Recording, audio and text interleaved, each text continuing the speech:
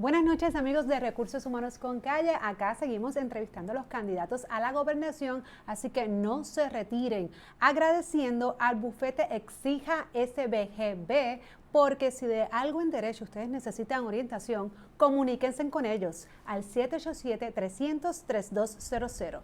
787-300-3200. Esto es Recursos Humanos con Calle.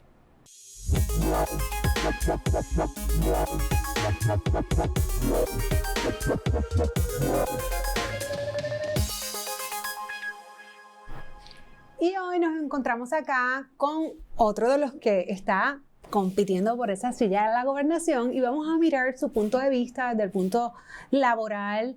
Y laboral incluye empresa privada y pública. Así que le damos la bienvenida y agradecemos al licenciado Pedro Pierluisi por acompañarnos hoy. Pedro.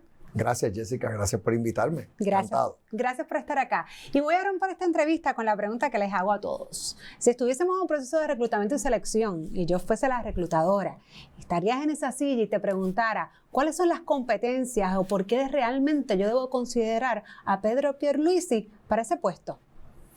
Fíjate, yo diría que es por mi trayectoria, tanto en el sector privado como en el sector público, porque me da una visión amplia de lo que necesita Puerto Rico, los retos que tiene Puerto Rico y cómo atenderlos. Y yo estoy comprometido en esta etapa de mi vida a ser un gobernador honesto, sensible y justo, porque veo unas fuerzas encontradas ahí en nuestro pueblo y quiero reconciliarlas. Por otro lado, como gobernador yo quiero ejecutar, que es lo que falta en el gobierno, hacer obra y exigir la igualdad de derechos que nos merecemos como ciudadanos americanos que somos. En eso te resumo mi aspiración, es por las causas, no es por nada personal. Ya yo estoy en una etapa en mi vida que no es cuestión de un título más en el resumen, mis hijos están criados, tengo nietos, o sea, es que ya es el momento. Pero entonces mencionas, hablas de compromiso y sobre todo de ejecución, que yo creo que es una palabra muy importante, pero que muchas veces las personas pues no la entienden muy bien. Porque cuando hablamos de ejecución es que, valga la redundancia, que las cosas pasen, ¿no? Y yo incluso he traído este tema en otros episodios anteriores porque lo estamos viviendo con el nombramiento incluso del Contralor. Tenemos muchas personas a nivel de competencias o trayectoria, experiencia o títulos, como le quieran llamar, que la realidad es que no sabemos si están bien preparadas para asumir ciertos cargos. Entonces, Pedro Pierluisi tiene todo esto que me estás mencionando, pero a nivel administrativo, porque obviamente sabemos que usted es licenciado, que yo creo que la mayoría del gobierno es licenciado. Adicional a ser licenciado, ¿qué otra cosa realmente necesita este país? Porque si ejecutamos, ¿qué tienes que tener para ejecutar, para administrar, para hacer que las cosas pasen? Tienes que haber administrado y supervisado personal, tú que estás en el área de recursos humanos. Y yo temprano, en mi carrera, a mis 33, 34 años, dirigí el Departamento de Justicia, fui secretario de Justicia. En aquel entonces, ese departamento tenía 2.100 empleados, tenía 400 abogados. Era enorme. Y el presupuesto que tenía en aquel entonces eran $80 millones. Hoy día eso serían como fácilmente 110, 120 millones de dólares.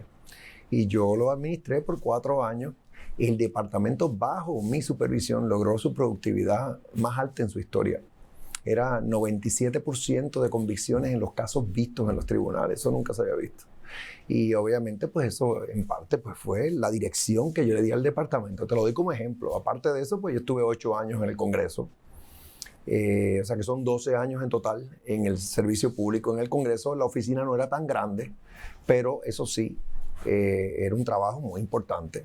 Y tenía que supervisar también personal y lidiar con asuntos bien complejos, legislación bien compleja. Entonces, en el sector privado, pues yo, entre otras cosas, he sido socio propietario de uno de los bufetes más grandes de Puerto Rico y también ahí supervisaba personal regularmente y atendía asuntos bien complejos del sector privado. Cuando mencionas supervisar, Yo soy muy objetiva en este programa y a veces incluso me pongo en el lugar de ciertos puestos como estos y la realidad es que a veces es un poco difícil que una sola persona pueda tener ojos en todas partes, porque la realidad es que humana y físicamente eso no es posible y el que diga que lo puede hacer es un mentiroso. Así que partiendo de esa premisa, el supervisar, ¿cuál sería el plan? Hemos hablado específicamente de los familiares, ¿no?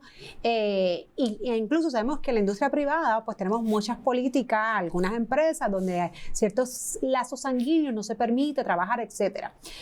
Se ha escuchado mucho entre otros candidatos, incluso usted también habló algo en el debate, de que personas que sean familiares que no trabajarían bajo su administración, si ese fuese el caso, usted es la persona seleccionada. Pero volviendo al tema de que un solo hombre poder tener ojos en todas partes y supervisar realmente a lo mejor ese detalle entre tantas personas que trabajan en el gobierno, en que Puerto Rico es una isla que no se les olvida a nadie, aquí todo el mundo es primo del primo del primo del primo, o sea que más allá de decirlo, ¿cómo realmente esto se ejecutaría? ¿Cuál sería el plan? Sí, es interesante. Bueno, pero tiene muchos aspectos tu pregunta, es compleja. O sea, primero, antes de llegar a supervisar, tienes que reclutar. Y tienes que reclutar gente honesta, capacitada, es decir, que conozcan las agencias. Estoy hablando de jefes de agencias que te van a acompañar, porque no es la labor de uno, no es como uno llega aquí como el sabelo todo y lo vas a resolver todo. Tienes que reconocer que necesitas un buen equipo. O sea que el primer paso es reclutar.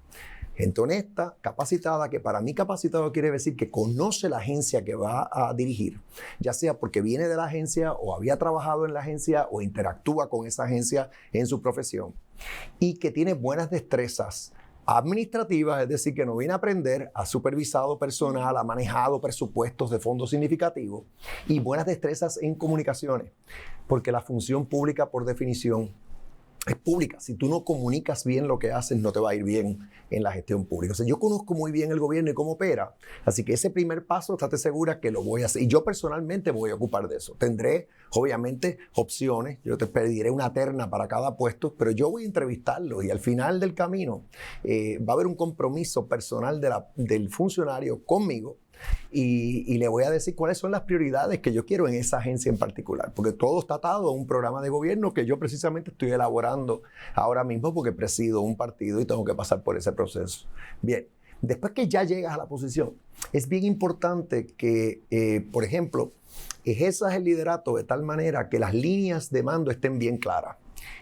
La función del gobernador es la del primer ejecutivo. Es como un CEO, como le dicen en inglés. Entonces, el secretario de la gobernación o secretaria de la gobernación es como un COO. Es el que va a estar dándole seguimiento a las directrices que tú des. Y es bien importante que esas líneas de mando se respeten. Que tú no estés, por ser, por ejemplo, accesible, saltando a las personas, por decir, dándole audiencia a un secretario auxiliar de una agencia, a pesar de que hay un secretario, y entonces se te forma un pandemonio. Tú sí, si hay cualquier diferencia de criterio, decir, entre un secretario y un secretario de la gobernación, pero lo que yo haría como supervisor, como principal oficial ejecutivo, es citarlos a los dos. Y yo, que por ejemplo, entre muchas cosas que yo he hecho en mi vida, yo he sido árbitro. Pues, ¿qué voy a hacer cuando los cite a los dos y ellos tienen una diferencia de criterio? Yo decido. Y la decisión que yo tome es la que es. Y el que no esté de acuerdo, y si acaso es una cosa las diferencias tan serias, tan importantes, pues mira, entonces tendría que renunciar a su cargo si no está dispuesto a acatar esa directriz. Pero son cosas así que yo voy a hacer porque tengo la experiencia de haber pasado por el gobierno, haber visto también organizaciones privadas, como abogado corporativo, he asesorado a mucha gente, muchos CEOs, y sé las situaciones que enfrentan regularmente, y así que vengo con ese, llámele, estilo de administración. Claro, y regresando, ¿verdad?, a mi tema y a lo que a mí me apasiona, que es el recurso humano, al final del día tú vas a ejecutar siempre y cuando tú entonces selecciones esas personas que sean los talentos apropiados. Así que partiendo de la premisa que hiciste esa selección, que no tendrías ese problema, cuando hablamos de reclutamiento y selección, siempre tenemos muchas cosas medias dudosas en el gobierno y obviamente pues también cuando hablamos de puestos de confianza, etcétera, y no necesariamente estas personas están capacitadas para los puestos a los que son nombrados, o peor aún, pues sabemos que es el amigo del amigo del amigo, tiene mis ideales, o caminó conmigo, etcétera. Y a su vez, eso lleva a que en el transcurso, lo hemos visto en este último cuatrenio más que nunca, mucha rotación de personal. Y vuelvo con una pregunta compuesta. La primera, vamos a hablar de reclutamiento y selección, y lo otro, que no quiero que se me escape, hemos visto cómo estas personas en puestos, ¿verdad? Ya sea bajo Rosselló o ahora la gobernadora Wanda Vázquez, por la presión pública, muchas veces, pues, llegan las supuestas renuncias. Pero realmente no, en ocasiones, pues sí puede ser una renuncia o un despido, para hablar de arroz y habichuela, que sea el correcto, y en otras veces realmente lo están haciendo debido a la presión pública, debido al pueblo, aunque a lo mejor no es lo más justo. O razones indebidas. O razones indebidas. Entonces, en ese escenario donde en ocasiones hay que complacer a un pueblo, pero a lo mejor no tienen todos los elementos de juicio, ¿cómo llevar y ser transparente con esa información y hacer un proceso justo? Sí, pues fíjate, hablando de mi trayectoria, cuando yo estuve tanto en justicia como en el Congreso, como comisionado residente, yo prácticamente no tuve turnover. O sea, la gente que llegó conmigo se quedaron conmigo por el término, por regla general. Bien raras las excepciones.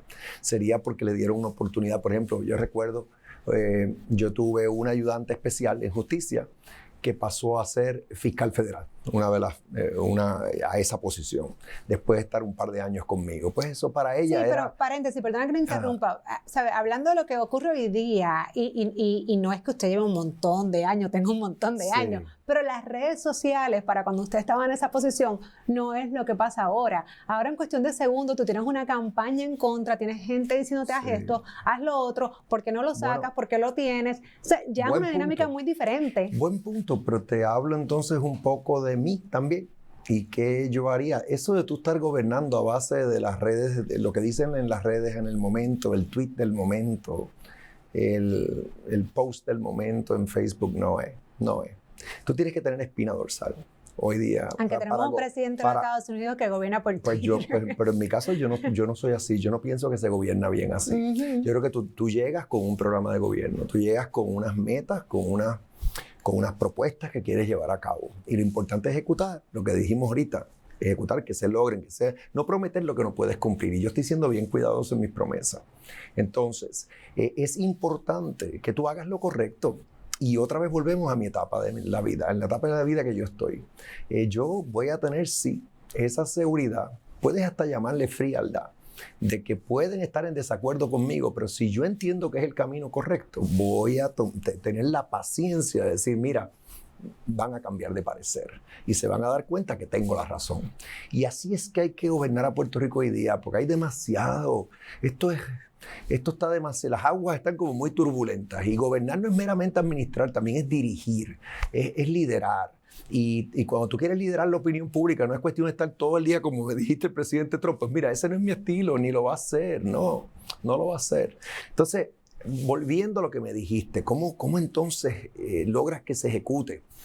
Te digo algo, por ejemplo, es importante que al gobernador no le estén respondiendo 50 o 60 personas a la misma vez. No hay organización, tú que sabes de recursos humanos y hablas de eso, que puede operar efectivamente si el que la dirige tiene 50, 60 personas, por decirte un número, que están todo el tiempo llamándolo, mira, ¿qué hago, qué no hago? Por eso es que tienes que tener estructura y tienes que tener, sí, unas líneas de mando, tienes que apoderar a esos jefes de agencia, no tienes que estar en cada conferencia de prensa que vaya a ser un jefe de agencia por el protagonismo, para que parezca que tú estás detrás de todo, no. Tienes que dejar que apoderarlos, que tomen sus decisiones, los supervisas, estás velando. O sea, si ves algo irregular, ahí es que tú agarras el teléfono. Mientras tanto, los dejas. Que brillen. Al final del camino, una administración debe ser un trabajo en equipo. Y yo voy a propiciar ese trabajo en equipo por el bien de Puerto Rico, con metas bien claras de qué es lo que hay que hacer. Mira, ahora mismo tenemos todos estos fondos federales, vamos a ejecutar, vamos a hacer obra con eso. No dejarlo en cuentas de banco del gobierno, ahí no es que la gente lo quiere. Así que cosas así, muy pragmático, muy por el bien del pueblo realmente, o sea, mover la cosa. Y me voy por esa línea, lo que es el bien de Puerto Rico y del pueblo. ¿Considerarías personas de otros ideales, de otros partidos, para que trabajen en tu equipo si tienen las competencias, las habilidades y capacidades? Lo haría, pero como es en equipo, yo tengo que estar convencido que de verdad creen en lo que yo quiero hacer. que creen en la misión que yo le estoy dando al gobierno. Pero sí, no tendría reparo, siempre y cuando no vienen con una agenda político partidista contrario a lo que yo quiero que se logre en el gobierno en esos años. Si yo veo que van a poder trabajar en equipo, sí. Esa respuesta yo la he tenido bastante similar en los candidatos. Sin embargo, ¿cómo realmente tú sabes eso?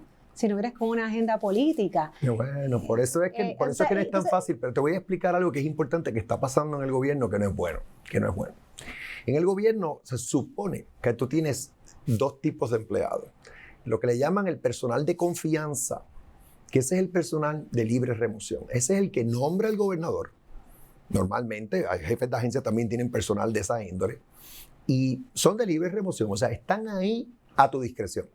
No tienen expectativa de permanencia en esos cargos, tienen que estar ahí para ejecutar lo que tú le digas que va a ejecutar.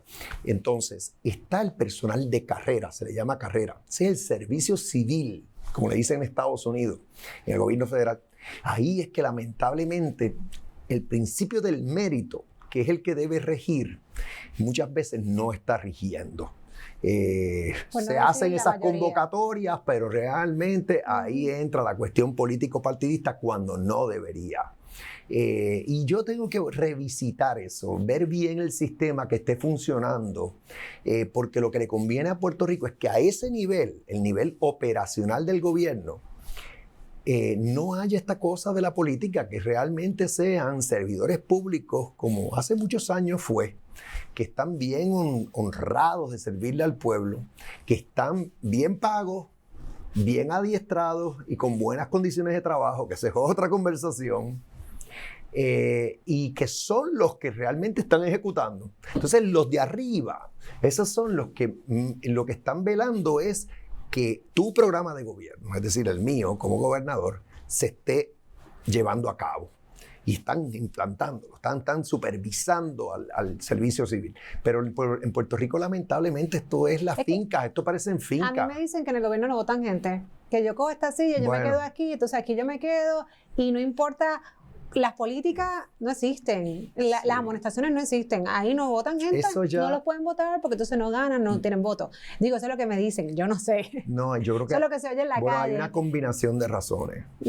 Una razón es que si tú no tienes una oficina de personal de recursos humanos, como se llama tu programa, que haga el trabajo, que evalúa el personal y hace los señalamientos que tiene que hacer en el expediente de personal del funcionario que sea, pues no puedes despedir sin justa causa, se va a formar un lío, te van a demandar. Claro, y es que creo que muchos sistemas están obsoletos. Y hablando de los planes de clasificación a nivel público, que yo he tenido la oportunidad de ver o de escuchar unos que otros, la realidad es que sí, están muy obsoletos. O sea, que cómo tú llevas y tú adiestras y tú evalúas a un empleado cuando tu punto de partida es de hace yo no sé cuántos años atrás. Exacto. Entonces, exacto. Y entonces, los sistemas definitivamente que hay que modernizarlos. Por otro lado, la política, como la política se mete en el medio, inmediatamente es fácil montarte el caso por persecución política. Vamos a suponer que la persona a la cual tú quieres despedir, el funcionario que sea quiere despedir, es de otra ideología a la del supervisor. Enseguida va a levantar la bandera de discrimen político, violación de derechos civiles. O sea que por eso es que no es tan fácil despedir gente, porque si no tienes el expediente de personal con los fundamentos para tomar la medida disciplinaria que sea, que el extremo sería ese. Antes puede ser una amonestación. Tú sabes que esto puede ser que como que tiene un récord ya. Claro, no, y dentro de los grupos protegidos a nivel de discrimen hay un montón. Y igual pasa en la industria privada, pero se ejecuta. Hablando de ejecución, si se hace correctamente y es algo que es legítimo, ¿no? Que es veraz, que no me lo estoy inventando, pues hay su solución. Acá lo que pasa es que ese proceso como que muchas veces no, por miedo o porque incluso no hay gente competente en esa cabeza, en esa silla, pues no se hace. En el gobierno federal, muchas veces el reclutamiento, quien lo hace realmente es una entidad aparte, que tiene también subcontratada a otra entidad. Y como funciona a nivel del servicio civil, es que vamos a suponer que este es el Departamento de Educación, y está buscando maestro. Pues el Departamento de Educación le pide a esa entidad que reclute maestro y le dice los criterios o las credenciales que está buscando. Maestros de inglés. Entonces, es esa entidad con recursos externos que se ocupa de entrevistar candidatos para esas posiciones. Y se hace a propósito para evitar precisamente que esto sea, no, espérate, pues nada más que vamos a... favoritismo. Y fíjate, ese es un modelo que yo quiero evaluar. Porque si se pudiera implantar en el gobierno de Puerto Rico, sería bueno precisamente para lograr que tengamos ese servicio de carrera, cómo se diseñó en su origen y que con el tiempo, pues, no es igual. Antes de pasar a unas preguntas que los espectadores me enviaron para hacerle, quiero hacerle una pregunta en cuanto a lo que son los fondos federales, algunos en particulares. Muchos de los candidatos o muchas de las plataformas van dirigidas a pues, poblaciones vulnerables, etcétera. Y yo creo, y déjame aclarar, porque rápido después van y me citan, dicen que yo dije esto, dije lo otro. Yo no estoy en contra de los programas de bienestar social, ¿ok? Pero sí entiendo que muchas veces han hecho o son contraproducentes para entonces crear una clase obrera en Puerto Rico, un trabajador que realmente incentiva a que la gente salga a trabajar, incentiva a quedarte en tu casa. Siempre ha sido mi punto e incluso mi crítica. Y entonces, ¿y por qué traigo esto? Porque incluso lo estamos ahora mismo también viendo con los fondos PUA, que hemos tenido muchísimos problemas, un montón de fondos asignados para personas desempleadas, que es obvio que ahora mismo estamos en una emergencia, pero del mismo modo nos han incentivado las empresas pequeñas, locales, de la misma forma, para el contrario, atraer y crear empleos y permitir que estas personas, en vez de estar desempleadas, trabajen y tengan, ya sea remoto, no vamos a entrar en eso, pero de que tengan trabajo. Sí. No, ¿qué estamos incentivando? Que se cierren los negocios y que las personas pues, reciban desempleo en sus casas, o incluso en el gobierno, que supimos que estuvieron cerrados yo no sé por cuánto tiempo, cobrando 100% de su salario. Y cuando atamos esto a las otras ayudas de bienestar social, pues también siempre tenemos este reto donde de repente quiero darte la oportunidad, vamos a trabajar. No. Es que si yo trabajo y me gano eso, que no es la millonada, ojo, que por eso ahí es que va mi crítica, yo pierdo el WIC, pierdo los cupones, pierdo la reforma, pierdo todo lo que me está dando el gobierno. Pues entonces yo mejor me quedo en mi casa, que esto fue lo que me prometió el gobernador, porque por esto fue que yo voté y yo no salgo a trabajar. Entonces acá nosotros nos volvemos locas buscando trabajadores. Sí, entiendo. La mayoría de esos programas son de beneficencia social, casi todos los programas de beneficencia social que tenemos en Puerto Rico son federales. Entonces, esas batallas, esos cambios que tú estás mencionando, se tienen que dar allá, no acá. Y la opción de no tenerlos para mí no es opción, porque yo no quiero pobreza en Puerto Rico. Si hay desempleo, ahora estamos en una pandemia que es una circunstancia un poco diferente, pero hay que tener, consideración con una persona que pierde su empleo, darle un apoyo por alrededor de son 26 semanas, si mal no recuerdo, que tienen esos beneficios. Y yo de igual manera, el que no tiene vivienda, la vivienda pública o sección 8, que es que te dan una ayuda para tú alquilar una vivienda porque no tienes con qué. Ese tipo de programas, nutrición, tus ingresos son bien bajos. Si no tienes una buena nutrición, tu salud se va a afectar. WIC, madres que tienen niños. Todos estos son programas federales. Yo puedo seguir la línea. Entonces, algunos dicen, eso no es bueno por las razones que tú me mencionas. Porque propician que personas dicen, pues yo no voy a trabajar, porque entonces, si gano más de tanto, no voy a ser elegible para estas ayudas. Yo soy de los que piensa que al revés, agradezco que los tenemos. Porque yo no quiero un Puerto Rico en donde haya la pobreza que uno ve en la República Dominicana y al lado, en Haití ni hablar, y en otros países de Centroamérica y del Caribe. Sí. Ahora, en Estados Unidos hay unos programas que están diseñados para evitar lo que está pasando aquí, en los cuales no estamos participando. El ejemplo es el EITC, el programa de ingresos, de créditos por ingresos devengado, que como eso funciona es, si tú tienes un empleo y ganas menos de X cantidad, vamos a decir que tienes un empleo que te pagan $2,000 al mes, el gobierno federal en este caso sería Puerto Rico, pero si nos incluyen, el gobierno federal nos daría los fondos, te da un cheque por trabajar. Por decirte, estabas ganando 24,000 al año y el gobierno federal te dice, ¿sabes qué? Te voy a dar $12,000 arriba de eso. Eso ¿Y qué realmente pasa? es una motivación para que las personas salgan a trabajar. Salgan y a trabajar. eso es lo que yo me refiero, porque Exacto. yo no estoy apelando a que el nivel de pobreza en Puerto Rico aumente, jamás. Pero entonces sí es triste que el que trabaja vive igual o peor Exacto. que el que no trabaja. Eso es lo que no hace ningún sentido. Exacto. Hay otro programa, por ejemplo, que también yo abogo porque tengamos, que nos incluyen con igualdad, porque lo que yo quiero es que nos traten igual como ciudadanos americanos, que es el programa de créditos por dependientes. En Puerto Rico solo aplica si tienes 3 o 4 niños, no hace ni sentido. Si tienes 1 o 2, no te aplica. Pues que nos los den con igualdad porque también te dan un dinero. Cuando tú eres un padre o una madre con hijos dependientes, te dan esa ayuda que vienen más que bien y que nuevamente eso no es por ingresos, o sea, eso es más bien porque tienes hijos y te dan ese apoyo. Y así que yo lo veo así, yo lo veo quizás por eso, una de las razones por las cuales yo me identifico con los demócratas en Estados Unidos, que yo sí creo que el gobierno tiene un rol para combatir cosas como las que yo mencioné, pobreza, mala nutrición, falta de vivienda, pero por otro lado reconozco que el sector privado es clave.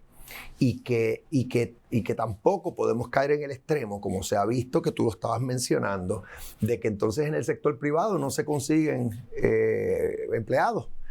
Porque por estas razones que tú mencionabas. Claro, hay que ver porque cómo muy genuinamente cuando haces la matemática, la realidad es que donde estás mejor es en tu casa. Entonces, vuelvo, cuando me comparo aquí el mínimo federal, que son $7.25 la hora, que eso es $15,000 anual, 15,080 para ser exacta, pues esa persona vive igual o peor que el que está en su casa sin trabajar. Sí. Así que eso yo creo que cualquier persona en ese puesto debería atenderlo. Una manera con de urgencia. atender esta situación también es aumentando el mínimo salarial. Claro, eso sería otro podcast. 7.25 no da para vivir. Definitivamente. Y yo soy el primero que lo reconozco. Y si los demócratas prevalecen en Estados Unidos, es de esperar que lo van a aumentar. Entonces tenemos que hacer las gestiones para que los alivios contributivos que les den a los pequeños y medianos comerciantes en todos Estados Unidos para afrontar el costo apliquen en Puerto Rico. Licenciado, me hicieron 2 preguntitas rápido que antes de irme quiero hablarlas. Una de ellas es la famosa ley número 4 de flexibilidad laboral, ¿no? Que fue lo que muchos conocen como la reforma laboral, que fue aprobada en el enero 26 del 2017. También hubo unos cambios para el gobierno, para el sector público, que se revertió en el caso de las licencias, que se le bajaron, luego se le dieron nuevamente los 30 días, entre otras cosas, que yo no puedo entender como pues si yo lo miro desde el punto de vista de negocio, un negocio en quiebra, puede dar este tipo de beneficios. A su vez, en la industria privada, pues la ley 4, pues nada, ha seguido igual y tuvo varias cosas que cambiaron, que enmendaron unas leyes laborales que ya existían. Pues entonces me preguntan si va a haber cambio a esa ley 4, específicamente, ¿verdad? Me menciona el caso de la licencia por vacaciones. Sí. ¿Okay? La licencia por vacaciones que antes en Puerto Rico se acumulaba, aquellas personas que trabajaran 115 horas o más, que ahora son 130, acumulaban 1.25, que era un total de 15 días anual, y eso se redujo, bueno, ya casi después de los 15 años es que realmente las personas acumularían 15 creo que días. Empieza con 5 días. Empiezan con 6, correcto. Son 0.5 días, sí, 0.5 al mes. O sea, que terminan con 6 el primer año. Luego del segundo año, 9, se prorratea 9, etcétera. Y me hacen la pregunta, ¿qué va a pasar si va a pasar algo con esa ley? Lo primero que tengo que decir es que no es de mi agrado que esa ley propicia que hayan como 2 tipos de empleados en Puerto Rico, los que no les aplica, porque aplicó prospectivamente, claro, y los que les aplica. 2 tiers, la información que me llega es que muchos patronos optan por dejar los beneficios originales, porque eso de tener 2 tipos de beneficios para sus empleados no crea un ambiente adecuado. Porque esto no es cuestión de que uno viene aquí, la empresa, meramente a hacer dinero. Si maltrata al personal, a la fuerza trabajadora, no le va a ir bien. Tú necesitas tener a la fuerza trabajadora bien paga, como mencioné ahorita en el contexto público, bien adiestrada, buenas condiciones de trabajo. Eso aplica en el sector privado también. Claro. Bien. Cuando me dices, y yo lo sé, que 5 días de vacaciones, eso es muy poco. O sea, que ese es un aspecto de esa ley que definitivamente que yo reconsideraría para que mínimo tiene que ser 10 días mínimo, 2 semanas, porque es que todo el mundo tiene derecho a un descanso. Y más vas a tener ese empleado más motivado, más productivo, después que se coge una vacación. La licencia por enfermedad es parecido. Creo que las licencias que había en su momento originalmente, si mal no recuerdo, eran como 12 días o algo así, lo bajaron. Enfermedad se quedó en 12 días, lo único fue que lo que se cambió fue las horas trabajadas al mes, que de igual forma tienen que trabajar 130 horas al mes para entonces poder acumular ese día. Veo. Pues si esa lo dejaron en 12, pues se quedó en 12. Hay otra cosa que tiene esa ley que merece estudiarse, que es lo del periodo probatorio. Yo, si mal no recuerdo, originalmente eran como 3 meses y lo aumentaron creo que a 7 meses, 7, 8 meses, ¿correcto? Bueno, en el caso de los no exentos 9 meses, en el caso de los exentos administrador ejecutivo y profesional 12 meses. 12 meses, imagínate, 9 meses, los no exentos, dijiste. Y los exentos 12 meses. Pues yo creo que esa es otra área en la que se pueden reducir ese periodo de probatoria. Sin embargo, en los Estados Unidos no existe ni una cosa ni otra. Bueno, yo sé, pero aquí hay ya una cultura de tener legisladas estas cosas. Y quitar de eso, hacer esos cambios tan radicales, yo creo que eso se puede reconsiderar. Te admito que ese es el tipo de ley que la Junta tendría que aprobar. El cambio, si no, puede decir que no, oponerse a que se cumpla. O sea que esa es una conversación que yo tendría que tener con la Junta, decir, mira, tú quieres una fuerza trabajadora motivada, productiva en Puerto Rico, para echar para adelante. Lo mismo pasaría con salario mínimo. Si a nivel federal no se aumenta, y tendría que ser en Puerto Rico, eso no se puede hacer a lo loco, eso hay que tener economistas evaluando la situación, porque nosotros competimos con otros estados, y la Junta lo tendría que avalar. O sea, que serían conversaciones que yo tendría que tener con los miembros de la Junta para convencerlos del cambio. Porque originalmente cuando se creó esta ley era con el propósito de crear nuevos empleos, porque entonces personas que no veían a Puerto Rico como un lugar para montar negocio, pues esto iba a hacer que vinieran a montar negocio. No sé si esta estadística o estos datos realmente los tenga el gobierno en alguna parte y se pueda, tomando en consideración que la pandemia no estaba contemplada. Es que lo que ha pasado aquí es, recuérdate, María primero, después terremotos y después pandemia. Realmente esto ha sido... La economía, fíjate, después de María, ya el año pasado ya estaba empezando a crecer con todos esos fondos federales que entraron. Pero de repente llegó esta pandemia y esto ha sido bien duro. Este toque de queda y las diferentes modificaciones, el cierre de tantos negocios, ha tenido un impacto bien grande. Tú estás hablando de que llegó un momento dado a haber en Puerto Rico más de 300,000 desempleados. Eso es un número inaudito, una cosa bárbara. Así que si Dios quiere, mejorarán los tratamientos, vendrán las vacunas y estaremos dejando esa pandemia atrás.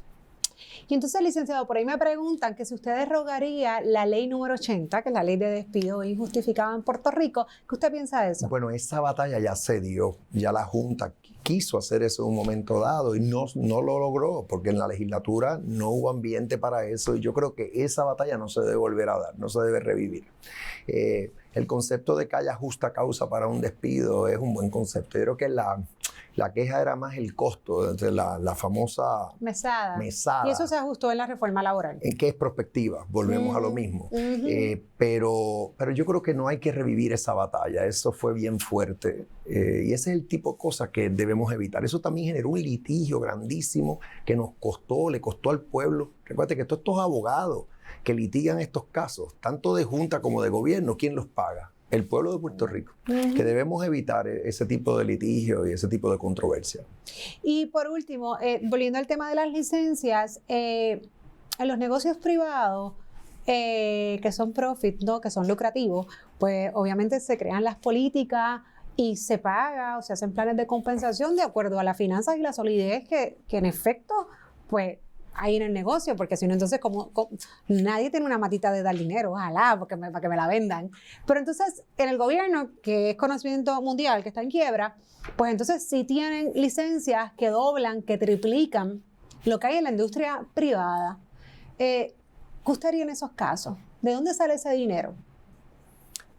Ahora mismo los salarios a nivel de los empleados públicos están muy bajos. Aquí no han tenido alzas salariales los empleados públicos, salvo los policías recientemente, por fácilmente 12, 14 años. Y esto es parte de su compensación, no lo podemos ver, es como el bono de Navidad, que tanto lío ha formado eso, pero es que eso es parte ya de la compensación, es parte de la cultura en Puerto Rico, el tener ese bono de Navidad. Y yo, a menos que haya un alza salarial que deberíamos tenerla para todos los empleados públicos, un nuevo plan de clasificación y retribución, y es porque yo lo digo, pues para poder reclutar gente buena. El gobierno, del gobierno central, de como 190,000 empleados que tenía, ahora tiene como 110,000 en cuestión de como 8, 10 años. Hay agencias que están casi inoperantes, a nivel intermedio no tienen gente, así que por eso es que ves mi renuencia a cambiar ese tipo de beneficio marginal que tiene el gobierno. Si se le sube la paga, no tengo problema de reducir el beneficio marginal, pero si no, yo lo dejaría como está. Claro, yo creo que volvemos al tema del inicio, es una cuestión también de administración, porque en efecto, yo soy fiel creyente que los planes de compensación tienen que ser atractivos para atraer un buen talento a la empresa, al gobierno, donde sea. Pero volvemos, de algún lugar hay que sacar el dinero. No, es así, es así. Hay unas realidades que no nos podemos, obviamente, poner los dedos en la cara y esto no está pasando, y esto está pasando en Puerto Rico. Pero le agradezco mil al licenciado Pedro Pierluisi por acompañarnos hoy y darnos todas estas, ¿verdad?, perspectivas del mundo laboral, público y privado, de lo que puede ser si usted entonces es la persona seleccionada. Bueno, yo lo que espero es que el pueblo, que va a tener la oportunidad de expresarse en estas próximas elecciones, pues yo cuento con su voto, yo les pido ese voto de confianza para llevar a Puerto Rico a puerto seguro, levantarnos de todos estos golpes que hemos recibido y que nuestro pueblo vuelva a tener la calidad de vida que se merece y la igualdad que nos falta. Gracias, licenciado. Y esto es Recursos Humanos con Calle.